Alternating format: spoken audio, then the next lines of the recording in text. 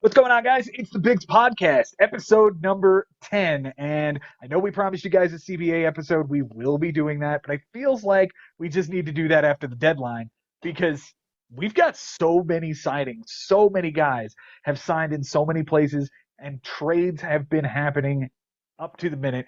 Jason Ashby here tonight with us. And Jason, you are tasked with keeping up with the Twitter sphere and letting us know if any breaking news happens.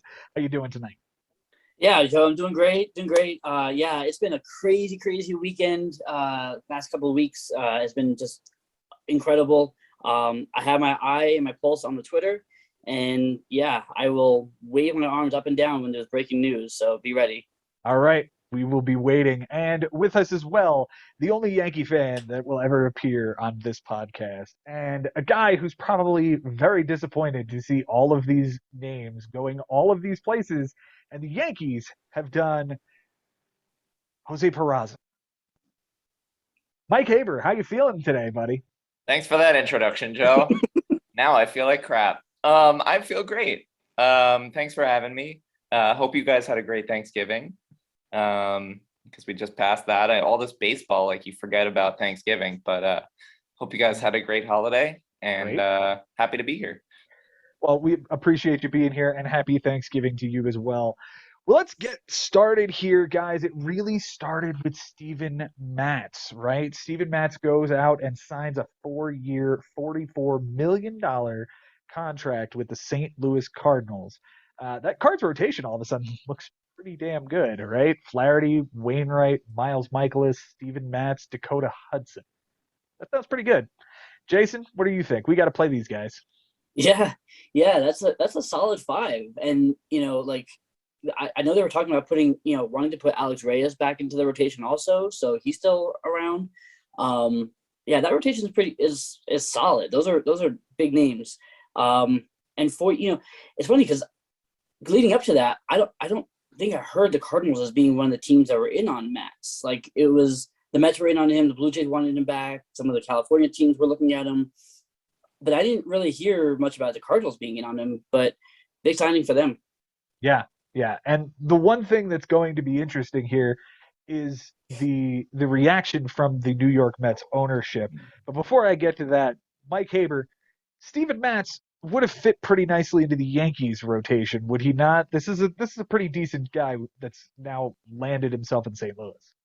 Yeah, I mean, he proved last year he can pitch in the AL East, and I would not have been upset if we added an arm to that rotation. I mean, I know we're a little crowded right now, but still would have taken him 100%. Yeah. And then we had Steve Cohen's explosion talking about how he had. My understanding is that he spoke with somebody, and Steven Matz's agent had reached out to him saying, "We want to rejoin the New York Mets," and all of a sudden he signs in St. Louis, and Steve Cohen is upset. Jason, what did you see here, and what are you hearing as a Mets fan? Yeah, he was upset. I'll be honest. I really kind of kept my eyes and ears out of it. Because look, it was it happened. He signed in St. Louis. Yeah. Yeah. And you know what? At the end of the day, the agent is trying to get the best deal for his client. And if he didn't think that the Mets were going to match this 4-year, $44 million deal, I mean, that's $1 million is what we're paying Taijuan Walker. I would have very little problem paying Steven Matz 11, but I'm okay with this. Yeah. Like, I don't know how you feel about Steven Matz officially being gone. I mean, I'm not crying about it. Yeah, I think it'd be fine to have him back. I do think the Mets are lacking, a solid lefty in that rotation. Mm-hmm. So it'd have been nice to have, that lefty arm back in there, but they can still find somebody to plug that. I mean, they have David Peterson if he's ever going to be a thing. I'm not sad, like yeah. It's okay. But at the same time, this doesn't feel like, vindictive. Like go screw yourself. Like if he were to come back to Citi Field, I would certainly like stand and applaud him because he had a good career in New York. Same thing with Syndergaard. Yeah, yeah. In response, Mr. Cohen goes ahead and just has a Black Friday sale and buys up three great additions to the New York Mets offense. We're starting with Eduardo Escobar, 2 years, $20 million, and a club option for 2024. Mark Canha, 2 years, $26.5 million, and a club option for 2024. And the big fish of the day, and what really just sort of went, okay, we're all in on this. Starling Marte, 4 years, $78 million. Mike Haber, this all of a sudden looks like something the Yankees would have done. They've done CC and what was it? CC and Mark Teixeira in the same signing period. Cole, And Burnett. Mayhew, like all of this. Yeah. This is pretty huge. Yeah. This is big, and this is as a Yankee fan, it does sting a little bit to see the Mets go out and sign these guys consecutively in one day, and like pretty much just hey, we got holes, we're gonna fill them in one day, and we're done. We're done with our offense for the most part, and that's, as a Mets fan, I'm sure that feels pretty good. I love what they've done here. Now, Jason, I'm sure this means that we're no longer going to see Michael Conforto. That probably means that JD Davis will be on his way out. One has to imagine that Dom Smith seems to be an odd man out here. What do you think happens with these guys? Yeah, well, look, I've been waiting for them to trade Dom Smith for a couple of years now. Since Pete Alonso really burst into the scene, I've been waiting for them to trade Dom Smith because he's fine in left field, but he's not a left fielder. Like, let's be real. And he's a solid hitter, but like, I don't view him as an everyday DH. Like, I'd rather have a guy like, a Nelson Cruz type guy to be our everyday DH. Robinson, a guy who's going to slug. Like, I don't know where you're Robinson Cano. I don't know where Dom Smith fits on this team anymore. And I think it's time for them to try and get some value for him before he just falls off a cliff and they can't get anything from him. I mean, I don't know if that's the point we're at now. Mike, do you have a suggestion? No, I'm waving bye-bye to Dom Smith. Oh, bye-bye to Dom Smith. Yes, I agree. Yeah. I agree. And you know what? Same with JD Davis. I think at this point, like, Eduardo Escobar does what JD Davis was going to do. Mm-hmm. And between Cano and Jeff McNeil, because I feel like McNeil still has a role on this team. Yes. Whether that be a fourth outfielder or a super utility guy like that, I think that's more the role I like him in anyway. Yeah. So there's the offense. I certainly would love to see them package JD Davis, Dom Smith, and something else, and go get me Sean Manaea from Oakland or Chris Bassett or Frankie Montas. Like, however you view those three, I've said it before, like, one of them's going to bust, one of them's going to break out, one of them's going to be fine. Or even, like Mike has suggested, go get Luis Castillo from Cincinnati. They're looking to shed payroll, and they need bats. So go send Dom Smith to Cincinnati and get Luis Castillo. I'd probably rather have Tyler Mahle, but I understand the sentiment. Whichever, yeah. Can you imagine that rotation though, with DeGrom, Scherzer, and Castillo, the top three? Well, that's the next thing, is that following Monday, Uncle Steve went and signed Max Scherzer. And when Marcus Stroman was tweeting out that he wasn't their target, I assumed that we were going Gosman. We might be going after Robbie Ray. I had no idea. And I don't think anybody in Mets fandom believed that we could go get Max Scherzer. And it's a record-setting deal. 3 years, $130 million with an opt-out after the 2023 season. And it is exactly $43.33 million every single year. It is the most AAV, average annual value, ever, shattering Garrett Cole at $36 million a year. That was signed 2 years ago. Consider the stamp made by this owner. This is one of those historic days where I had a friend text me, what is this like right now? And this is I said 5. I think it's more likely top 10 all time, Jason. Definitely, yeah. I mean, it's up there with the Piazza and the Beltran. And look, even at the time, this time last year, we were talking about Lindor, right? Like, as being like the best thing that ever happened to this team. So, This is right up there. And this is Steve Cohen, right? This is what we knew. having the richest owner in baseball was going to do for us. Was going to, be able to go out and get what we need, and he did. Yeah. One thing I am concerned about, and I said this when we hired Billy Epler, was that I would be concerned about a team that he has put together ever finishing over 500. This has to work.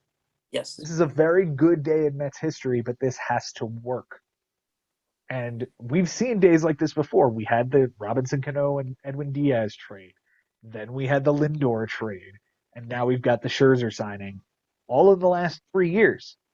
So let's not put the cart before the horse, because we haven't won a goddamn thing. we haven't been to the playoffs in 5 years. You count the 2016 wild card game. We haven't been to the playoffs in 5 years, and we didn't finish over 500 last year. We haven't won shit. Yeah. We can't win the offseason. The Padres do it all the time, and look where they are. So what's your next priority here? Is it get another rotation arm, or is it stack the pen? Jason, what do you think?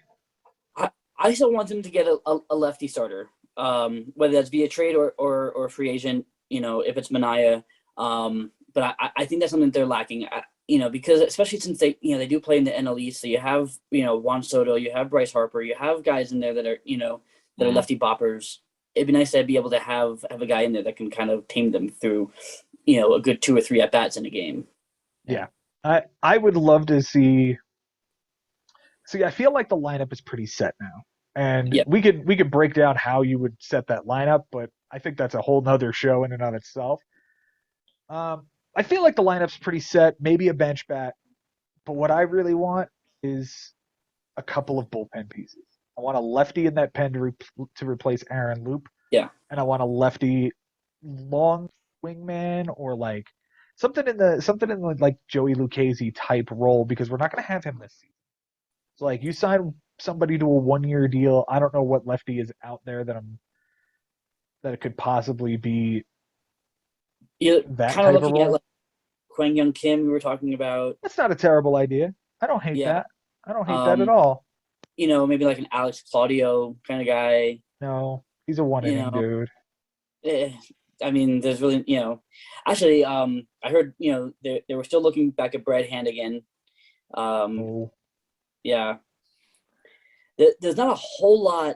Look, if Alex Wood still isn't signed, he would work. Yeah. But I think he's almost signed, or he did sign, or he did. San Francisco. Rich Hill. Why not just bring back Rich Hill 1 year, $5 million? What about Rodon? Carlos Rodon. I think Rodon's going to carry a big price tag. Yeah. I don't see why he would be that kind of. You'll note it. Carlos Correa isn't signed right now. He's got a draft pick attached to him. Trevor Story still does. Who else? Conforto's. I think teams are being very picky at who they go after first, before they figure out, okay, where am I left, and what do I have to give up to fill the hole I need to fill? Yeah, and that's why the Mets got who they got, because they were not going after guys that had draft pick compensation attached to them. Yeah. Eduardo Rodriguez is signed. Noah Syndergaard is signed. Corey Seager has signed. Robbie Ray, Marcus Semien, and then Brandon Belt accepted the offer. So about half the guys have signed. Huge deals for some of these to get to. Let's move on from the Mets. It is a great day to be a Mets fan. I just really need this to work out. Blue Jays signed Yimi Garcia 2 years, $11 million, and a club option for 2024, and then they go get their guy to head their rotation, Kevin Gossman, to them, 5 years, $110 million. Mike Haber, you're going to be facing this guy for the next 5 years. Yeah, and I feel like it was just the last show we were talking about the Blue Jays rotation, and Barrios, Ryu, and Manoah as like a 3-headed whatever, and now there's Gout. Add this guy. I'm terrified of this team. I mean, sure, they lost Semien, but like, I don't care. That lineup still scares the crap out of me. And now they've got a scary rotation, and they got Yimi Garcia, who is he was great last year in Miami. He was very good in Miami. and Yeah. I could see him filling the back end of the rotation or the back end of the bullpen role. I still think there's a chance they just go get somebody else. I Yeah. think this is just maybe another piece to start shoring up the bridge to whoever they actually go get. Yeah. This past season, Yimi Garcia looks like 57 and 2/3 innings pitched, a 4.21 ERA, and 15 saves, all 15 of them with Miami. He was better in Miami than he was in Houston. Yeah. Another guy I'd sure like to have in my bullpen, but I digress. Yeah. The Seattle Mariners making moves as well. They traded for Adam Frazier from the Padres, and they go get their ace. It's Robbie Ray, 5 years, $115 million with an opt-out after the third season. One has to assume that Robbie Ray and Kevin Gossman were both like having this staring contest of like who's going to sign first. Because as soon as that guy inks the money, the other one goes back to the team that he wants to go to and goes, all right, 5 million more, please. Right? Yeah, to be that guy, right? Just be like, yeah, give me that. Jason, you were pretty high on Adam Frazier. How do you feel about him going to Seattle now? I think it boosts his value. I think they're gonna play him every day. You were concerned about his playing time in San Diego, which I understand. I don't think that's an issue now. He's gonna be the second baseman, pretty much every day, I would think. So, and he's got a good lineup around him. I can see a good year from him. I really like what the Mariners are doing. Mike Haber, you were pretty down on Adam Frazier in the second base show. And does this change your mind about him? Not really. No. Honestly, I don't think it does. I mean, I do see him hitting towards the top of this lineup as opposed to where he was hitting in San Diego. If he is sandwiched between J.P. Crawford and Mitch Haniger, exactly how Roster Resource has it. Okay, so if that's the case, I mean that's going to help his value, but he's still not a power threat. He's still not a stolen base threat. He's still the same slap hitter that he always has been. So sure, but if you're putting J.P. Crawford on in front of him, that's at least some sort of RBI opportunity. And with Haniger and Ty France and Jared Kelenic behind him, the only one I would be concerned about is Jared Kelenic catching fire and taking your 2 spot in the lineup, right? Yeah. So I digress. Very nice showing from the Mariners, who, look, they had a really nice 2021, and they're only trying to build towards something better, and this is a great start.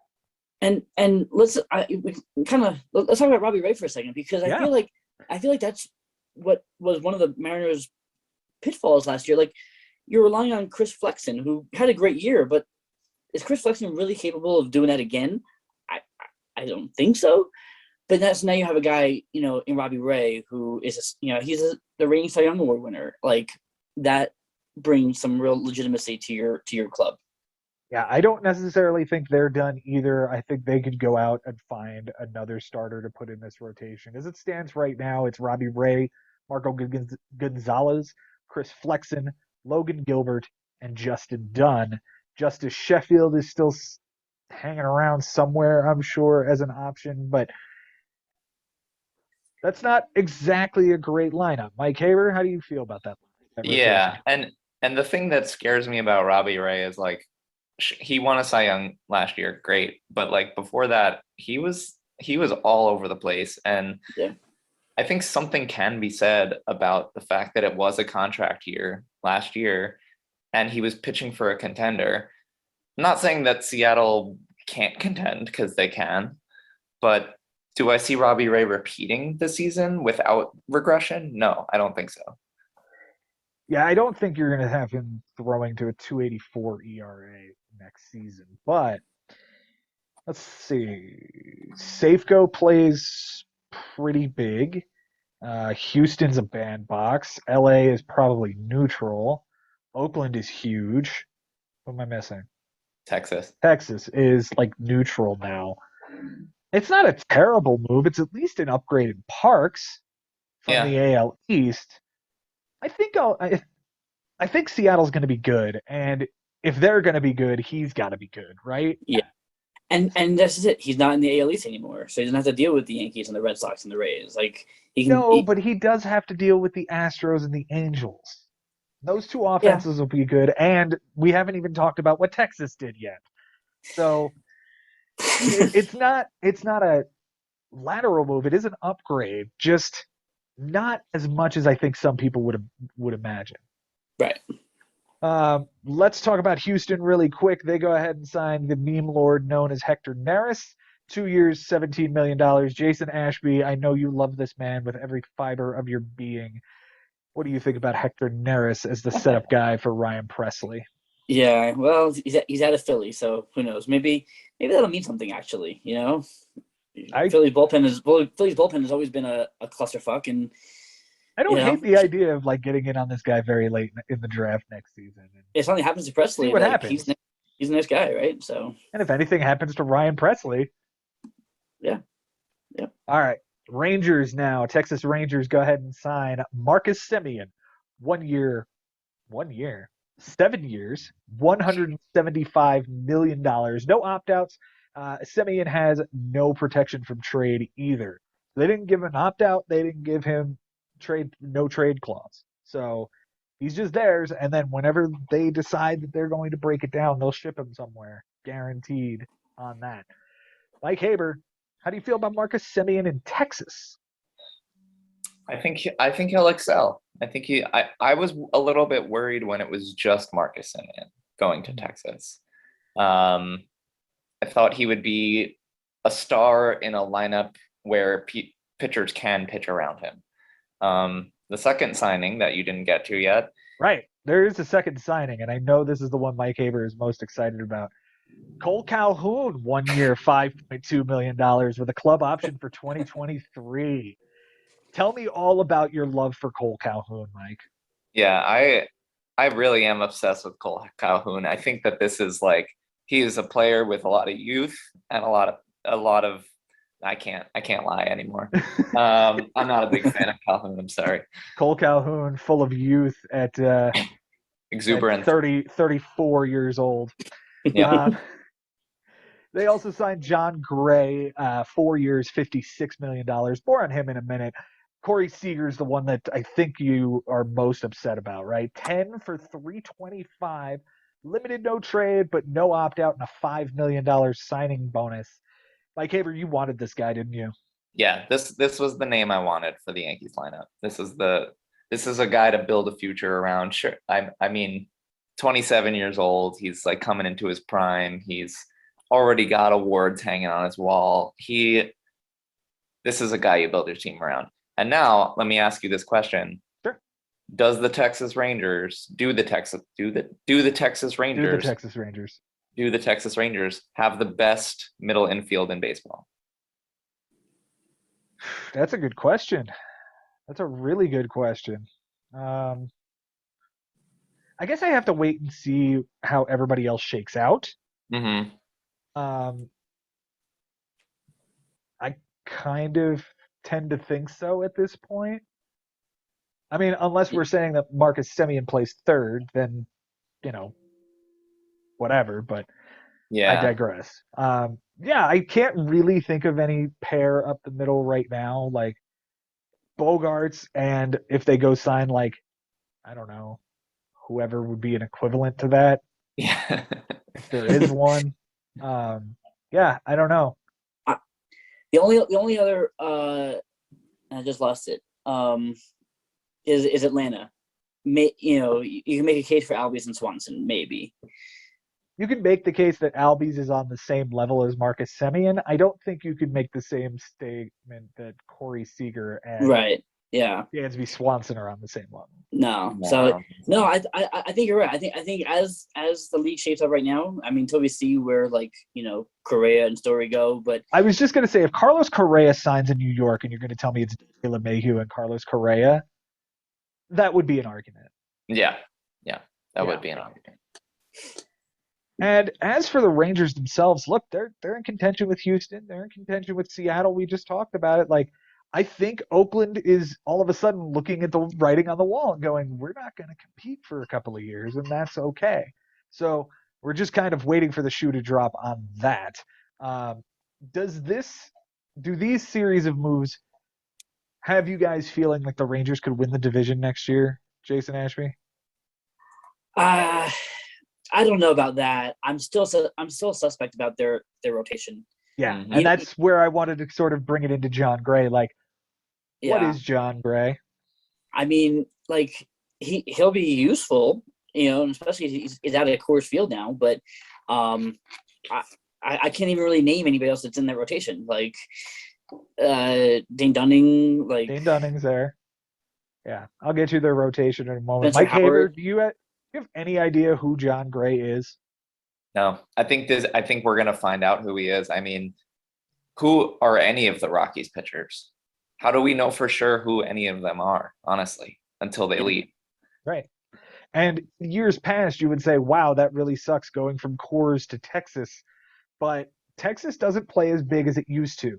The new Yeah. stadium is fairly neutral, and maybe he can succeed here. I don't know that a dude who had a 4.59 and a sub 500 record at 8-12 with about a strikeout an inning in Colorado. I don't know if that's a guy who even like I don't know if he deserves $11 million a year, let alone like what did he land like 13? Either way, And it's you and him. you're pitching to Otani and Trout Mhm. 18 times a year, 17 times a year. You're pitching to Jordan Alvarez and Bregman and the whole Astros lineup. Like it Altuve and Gurriel, Altuve.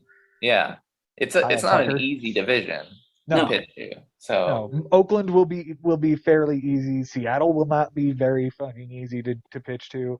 Uh, no. no, it's not great. And yeah, right now John Gray slots in as their ace because it's Dane Dunning, Taylor Hearn, AJ Alexi, and Spencer Howard. mm, That's yeah, what they've got. Yeah. I don't see that contending with the teams you just mentioned. The Yeah. the Astros lineup and Angels lineup. Exactly, bunch of duty. Um, What do we got? What do we Well, got? We got news. Gary Sanchez has been tendered a contract. He will be on the New York Yankees in 2022. Mike Haber, checking in with you, buddy. How's it feeling? Oh, we're heartbroken. And Gary Sanchez will somehow be clogging up a member of your 26-man roster. I was ready to move on, honestly. I think it was time. I was ready to even sign a lower end solid defensive catcher to split time with Higashioka and call it a day. I was ready for that. I'm done wondering if this guy can be a star because he can't. Would you? What would you give up to go get Wilson Contreras from Chicago? I'd give up Gary Sanchez.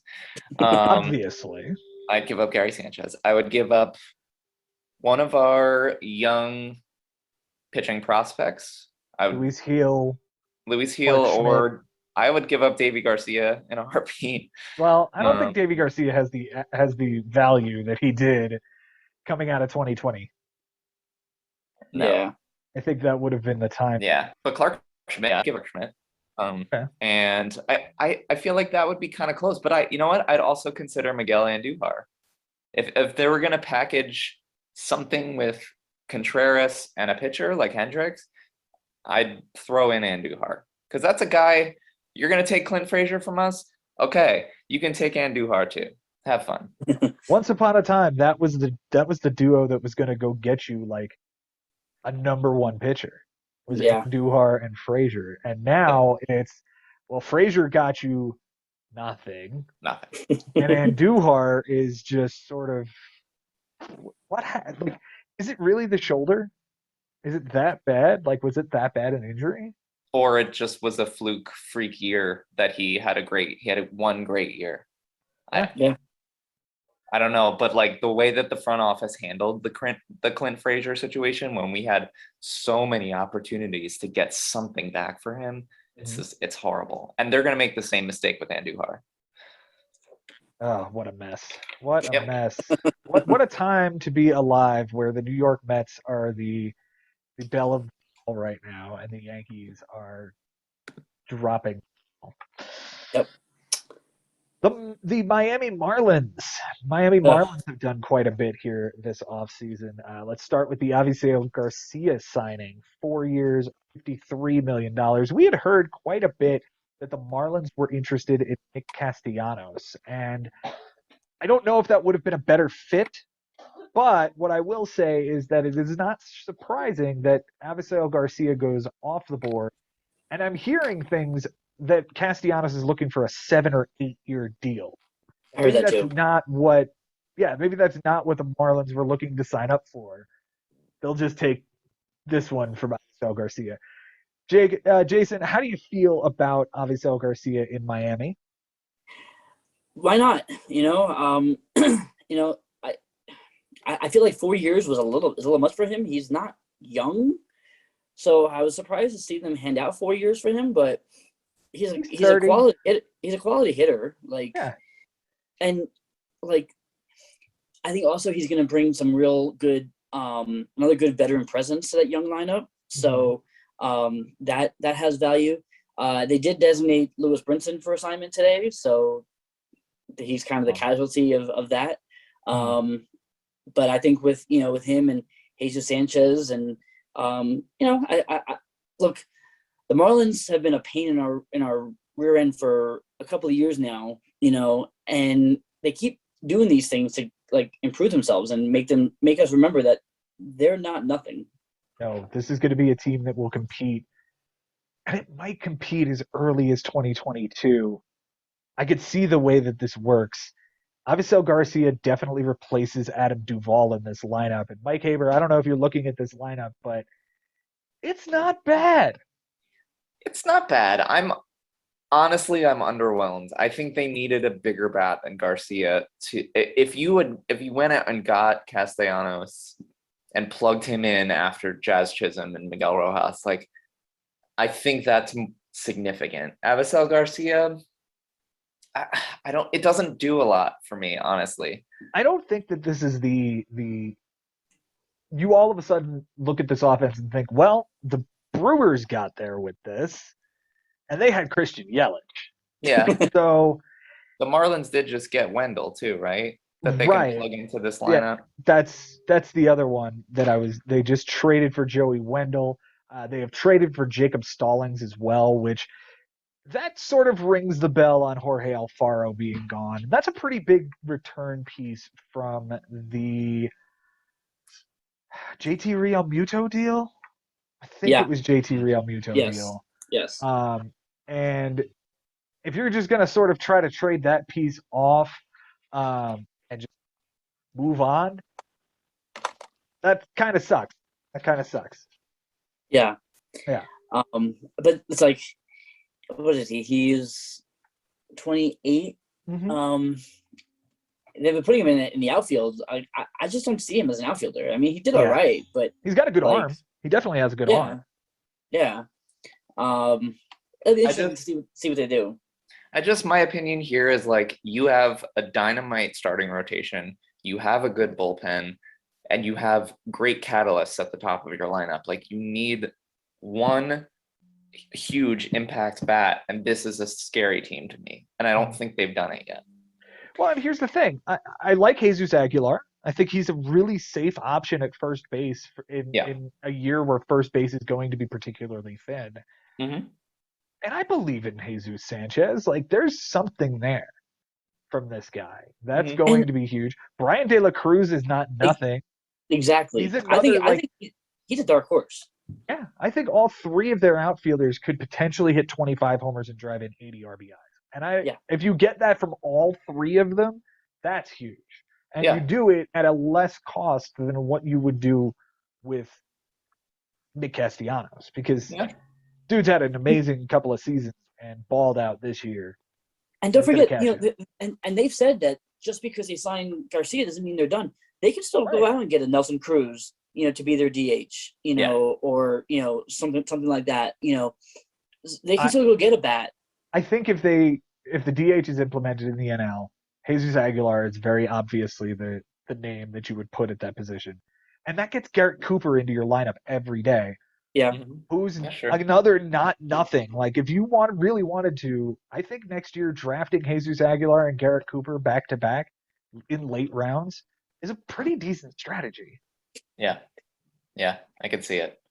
I could see it. It's just tough for me because I mean, the Mets and the Braves and even, well, maybe not the Phillies, but do the Marlins, have they done enough to surpass the Braves and the Mets? I don't know.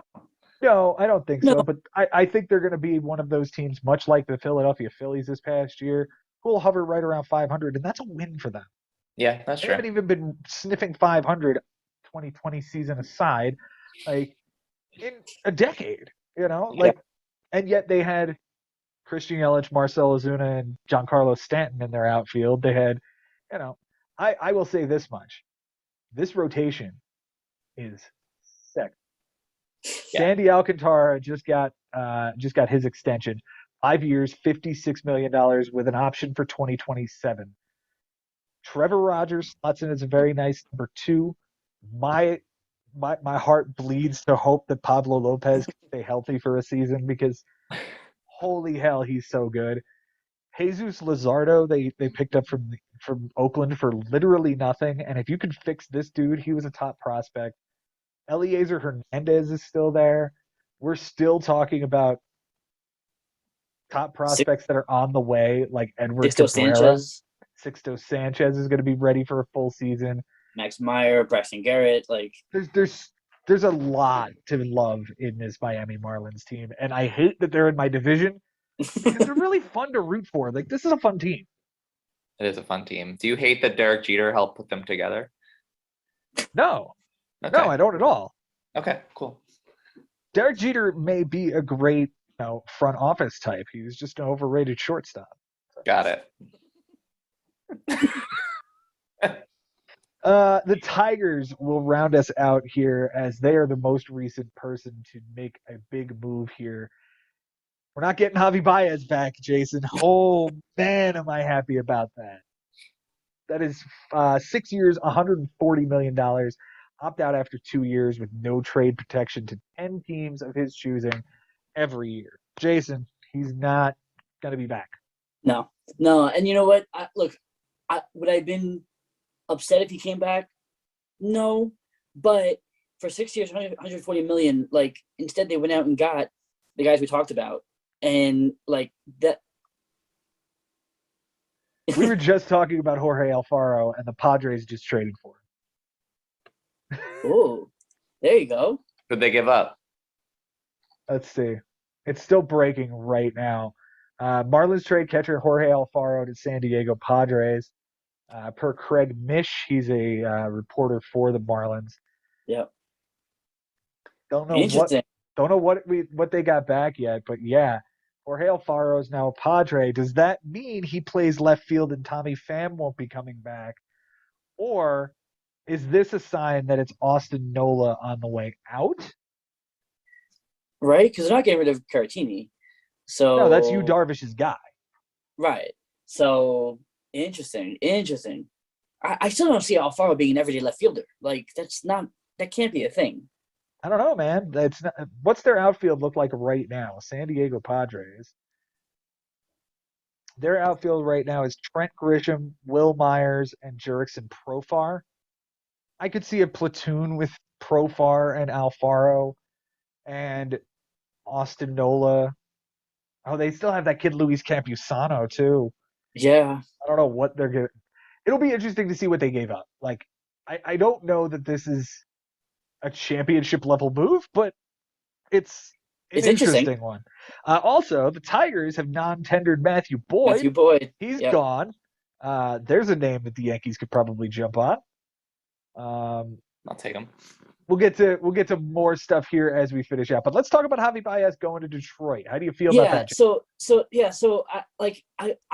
I wouldn't have been sad if he came back, but instead of re-signing him, they got the guys that they got, and I feel like that getting Escobar, Kana, and Starling Marte, and obviously Scherzer, filled holes more than Javi Baez would have. So I'm good. I'm good with no more Javi Baez. Mike Haber, there goes another shortstop option off the board for the New York Yankees. It's Trevor Story or Carlos Correa at this point, buddy. Like, Yeah, it is. Or it's time to get creative with like Isaiah Kiner Falefa or like some other guys that we need to trade for. But just to touch on Baez real quick, I am okay with the Yankees not getting him. I think we have 8 Javi Baez's in our lineup already. I don't need another one.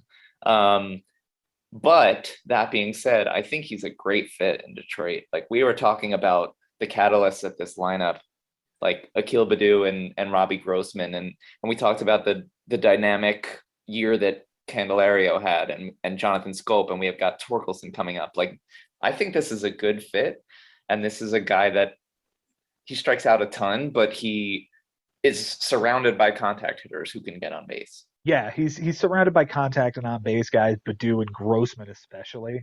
Yeah. Candelario was a doubles machine and probably will remain that way. It's interesting though because Javi Baez quietly put together a 30-20 season for both the Mets and the Cubs this past year. I think this is one of those moves though where I'm not going to move him up in my rankings. This ballpark plays huge.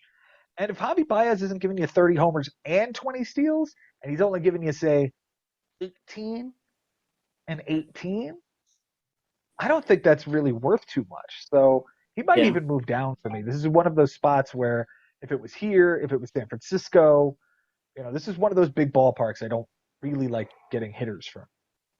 I think it's better for the Tigers and worse for fantasy. You know what I mean? It's like, this is a great fit for Detroit, but no doubt. I think his fantasy value will take a hit. Yeah. All right, let's. Padres are giving up cash or a player to be named later for Alfaro. So nothing, essentially. Yeah. That's wow. They just handed that guy away. Wow. Yep. All right, let's see the non-tenders we have here. The Reds with a righty, Brandon Bailey. Don't know who that is. The Nationals, Wander Suero. Ryan Harper is now a free agent. And one of our mascots here, boys, Big Dick Mike Ford. Big Dick Mike Ford is now a free agent. Hi, dear. My wife is just off screen, and she just heard me say Big Dick Mike Ford for the first time. The Mets have non-tendered Steven Nagosic. I don't care. He wasn't good. They also it's very much like a Chris Flexen type thing. They also non-tendered Mark Payton, who they picked up earlier this year, so that was useful. And Robert Gazelman. Robert Gazelman will be leaving, and that's just that one kind of hurts. Like he was okay for us. Let's see. The Diamondbacks are non-tendering Taylor Clark. With an E. Yeah, kind of a broken prospect there. Yeah. The Dodgers have non-tendered Andrew Vasquez, reliever, I assume. Did anybody have him this year? Know who that guy is? No? Nope. All right. The Pirates have non-tendered Chad Kuhl. There's a guy for you to get in on. Cool. Funny story. Chad Kuhl's one of the 3 pitchers I got back in the trade for Mike Trout in 2018 in the Bigs. Hey. That's one of those guys. He's still There you around. go. Andrew Triggs is no longer in the league, and Caleb Smith is a reliever now. Cool. Nice. Cool.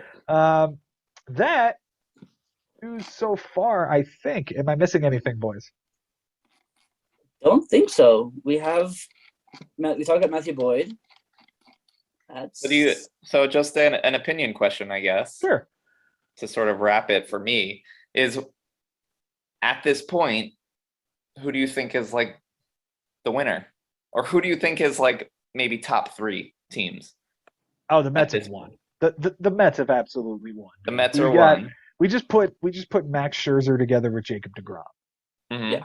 Now, do I want to see them go out and get a number 3? Yes. Are we done? Hope not. But deGrom, Scherzer, Carrasco, and Taijuan Walker is a really strong 4 if I have to go into the season with that. Yeah. Right. That's just it. Like, are we done? Hopefully not. But if we are, like, that's okay. Like, this is at least something to get us to July, Yeah. Absolutely. I think the Rangers are a pretty big Yeah. one here. I think they've done some. It'll be interesting to see how long Marcus Semien stays on this team because it's very obvious that they went out and got Seager and he's the franchise, and Marcus Semien is the first guy they're putting with him to see if it works. Yeah, You know, that's and true. they could trade him away at any point if they don't compete and bring in a different. Yeah, that is true. But John Gray is a nice, middle of the rotation guy. They need to focus. Um, a better question is who are the losers here? Hmm. Like who? Yeah, Mike, I'm gonna give you just an open floor here to rant if you want about your team and what hasn't happened. I appreciate that. I don't think that because in the past it's been just be patient because something is coming. Something is coming. And that's usually how Brian Cashman operates is he's not trigger quick. Like he's not trigger happy. He waits for the right deal and pounces on it. But I'm getting nervous that nothing's going to happen. And I think all Yankee fans are feeling the same way that like, we're going to throw the same team out there that was involved last year because, hey, we got Severino coming back. And hey, we've got, I don't know, another full year of Garrett Cole with less pressure on him. And maybe we've got, I don't know. But it's like these front office guys that keep sort of justifying the fact that they're not making moves because they have a win now team that's capable of winning. Hey, we've got Joey Gallo for a full season. That's exciting. But like, we didn't win with this team. But you went to the playoffs with this team. Barely. Barely. You won 90 games. We won 90 games, but we embarrassingly like backed our way, like moonwalked our way into the playoffs. Yeah. Like it was disgusting how close it was. And this should have been an AL East division winning team. Really? You think you have the expectations every year if you're going to win the East? Yes. Even with a team as modern and effective and dynastic to a lesser extent with Tampa in your division? Like I think there's a point where Yankee fans, and I'm not saying you're specifically doing this, but there's some point you have to realize that the game has passed by your front office. Yeah. This happened to the Mets like very, very recently. We were fully aware that we had a manager who didn't believe in analytics, and Brody Van Wagenen is an agent. Get out of here. You have to at some point modernize your team. We talk about this in a fantasy perspective too, with Ari having no bullpen. Like sometimes you have to modernize because the game has passed you by, and guys like Joey Gallo, Giancarlo Stanton, Aaron Judge, like they're all the same guy. And what worries me is that it's almost too late to modernize right now. Like we're committed to the team that we have for the most part. So like you either need to supplement it with guys that can balance the Joey Gallos and the Giancarlo Stans and the Aaron Judges. You need to supplement, or you need to start over. Like those are your two options. And like I think we've watched what the Rays have built with no money. And if we try to replicate that, we're going to fail because that's not how this team is built. This team is very, very one-dimensional and will remain this way for a very long time. And you mentioned, about how like, Cashman is usually like, he's not trigger happy, that he waits for the right deal.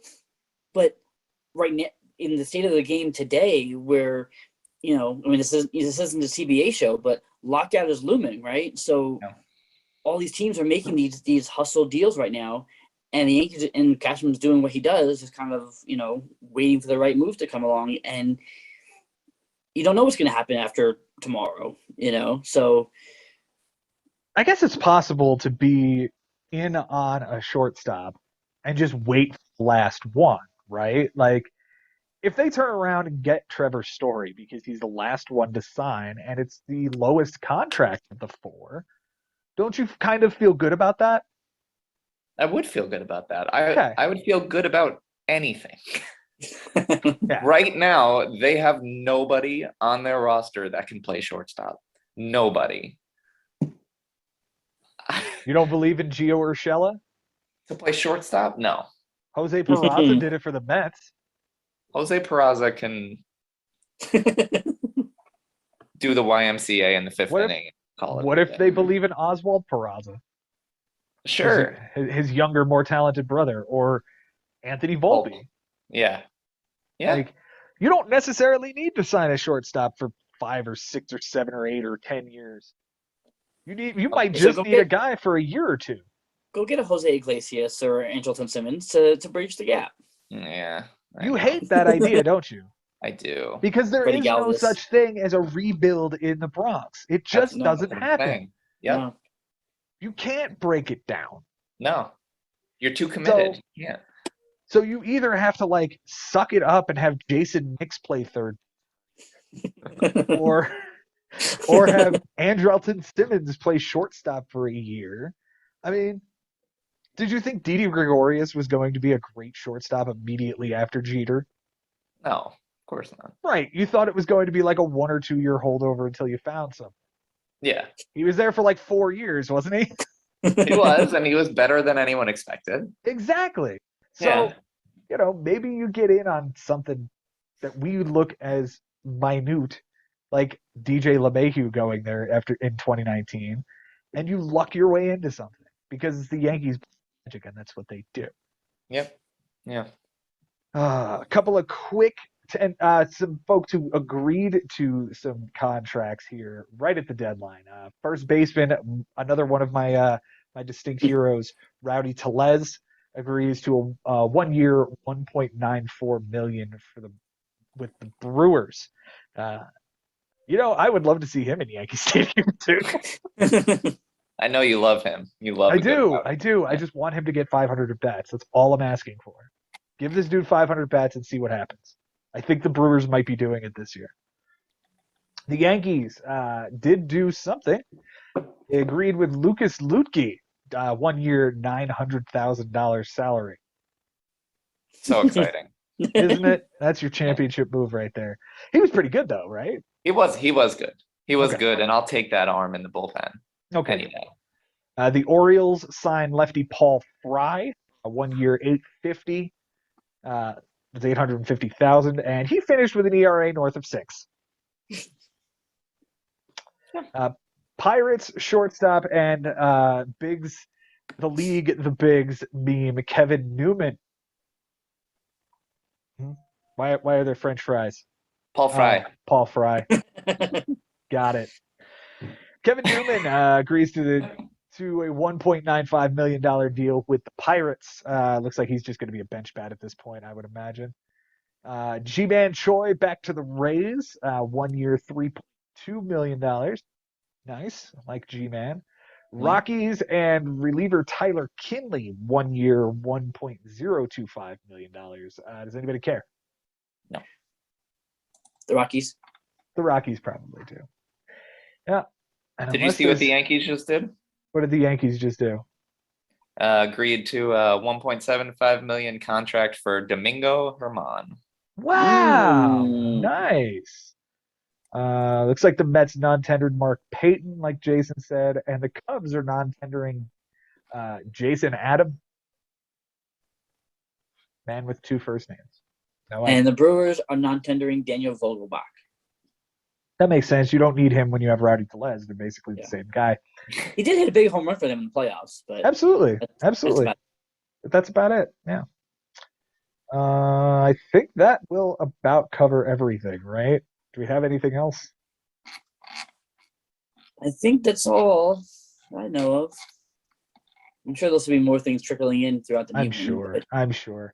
Orioles are close to a deal with Rougned Odor. That makes sense. Wouldn't surprise me if the Yankees brought somebody like that in and moved Gleyber Torres to short. Yeah. Ugh, please. And just wait a year. Yeah. Yeah. All right. White Sox re-up with Luis Garcia for 3 years. Here's a question for you guys. Other than the Yankees, what team hasn't made a move that you thought would have happened by now? Dodgers. They Dodgers just haven't lost done people. anything. Yeah, they just lost people. Yeah. But the thing though, when you're the Dodgers, like you can probably still afford to lose guys because they're so deep. Like, and they're not gonna just stand still for the entire offseason. But like, even if they did, they're not in a bad shape. Trey Turner, Mookie Betts, Justin Turner, Max Muncy, Will Smith, Cody Bellinger, AJ Pollock, Gavin Lux. That's Yeah. their lineup as it stands right now. Yeah. Where do you see a need for an upgrade? Well, they just lost Scherzer, and who knows what's happening with Bauer. The rotation and... the rotation definitely needs another arm in it, no doubt. All right, guys, sorry about that edit. The internet is being very flaky on me right now, but that should about wrap us up from where we were with all of these signings. A couple little ones there at the end. I thank you guys for being here. Jason, thank you for being our breaking news reporter tonight. Happy to do it, Joe. I love talking baseball with you guys. This is really a joy for me. Yeah, Mike Haber, thank you so much for being here. Hopefully, next time we have you on, and we have something that the Yankees have done. Thanks. I know that you said that and you don't really mean it, so I appreciate you trying, Joe. Listen, man, it. if you want to come to the new Kings of New York, the bandwagon is open for joining, man, anytime. Then you have to be the only Yankee fan that'll ever be let on this show, because I know Yankees on this show. Guys, thank you so much for watching. If you are